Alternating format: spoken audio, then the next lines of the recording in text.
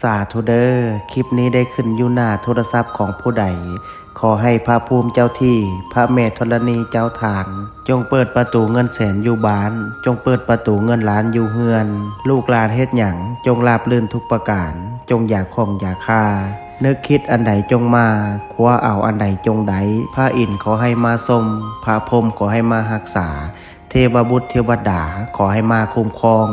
ขอให้สุขกับมั่งขอให้หั่งกับมีขอให้เป็นเศรษฐีหน้าใหม่ขอให้รวยทันใจทุกประการดวงเปิดชีวิตเปิดงานเปิดค้าขายเปิดเงินแสนเงินล้านจงไหลเข้ามามือซ้ายจับเงินตื้อมือขวาจับเงินแสนว่าไปจงมีคนสวยสู้กูเข้ามาบ่มีวันร่มจมขอให้ฟูขึ้นน้ำเต็มพังมั่งมีคือเศรษฐีทั้งหลายนอนไซนอนใจ